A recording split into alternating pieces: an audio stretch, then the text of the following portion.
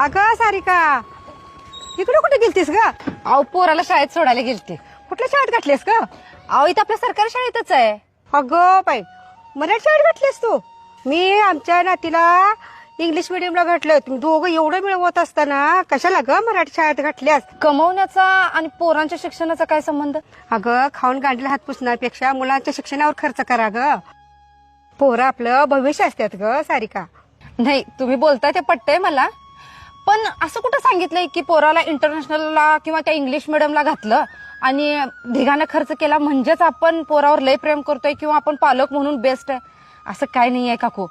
मला सांगा, पुढे जाऊन माझं पोरग लय कुठं छान कुठल्या शिखरावर पोहोचल की नाही मला माहित नाही, पण मराठी शाळेत घातल्यामुळं माझं पोरग आता येणाऱ्या ह्या जगात आणि येणाऱ्या काळात टिकून राहणार आणि बरोबर तोंड देऊन पुढे जाणार ह्याचा मला विश्वास आहे.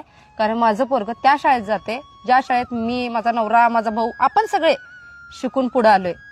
मराठी शाळेत शिकलेलं पोरग पुढे आयुष्यात काय करून दाखवते का नाही माहित नाही, पण कुठंही त्याला टाका ते जगून दाखवणार ह्याचा मला विश्वास आहे. आणि काय हो, इंटरनॅशनल स्कूलमध्ये ठीक आहे ते इंग्लिश शिकवतात ना, मग मी माझ्या पोराला मराठी शाळेत घालून इंग्लिशचा एक्स्ट्रा क्लास लावलाय. झालं की विषय संपला इंग्लिश मिडियमचा. ठीक आहे, भाषेचाच विषय उरत असेल तर त्याचा क्लास लावू शकतोय, पण संस्काराचा विषय असेल तर मराठी शाळाच पाहिजे, जे त्याला आत्म तयार अशी करते की ते जगाला तोंड देऊ शकते. आणि इंग्लिश मिडियम शाळेमध्ये इंग्लिश शिकवलं जाते ब्रँडेड शाळेत, जिथं लई ढिगानं फी भरली जाते. आणि जे आता आपले सगळीकडे इंग्लिश मिडियम शाळा चालू झाल्यात, अहो त्या शाळेमध्ये कुठं त्या शिक्षकांसोबत जरी इंग्लिश टू इंग्लिश कम्युनिकेशन करायचं म्हटलं ना, होत नाही. हिंदीमध्ये बोलतात, सीट हिअर, कम हिअर, एवढंच पोरग ते इंग्लिश मिडियमला जाणार, एवढंच त्याला समजलं तरी नशीब. मग कुठलं आलंय ते इंग्लिश मिडियमचं फॅड? हे जे आता फॅड आलंय की नाही, त्या फॅडच्या ओघात सगळी वाहत चालल्यात आणि सगळ्यांना असं वाटतं की त्या शाळेत ढिगानं खर्च करून आपलं पोरग गेलं म्हणजेच आपण लय पोरासाठी करायला लागलोय. असं काही नाहीये.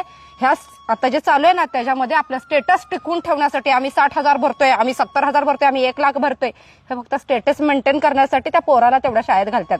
पण खरंच जेवढे पैसे घालतोय तेवढं पोरग शिकतंय?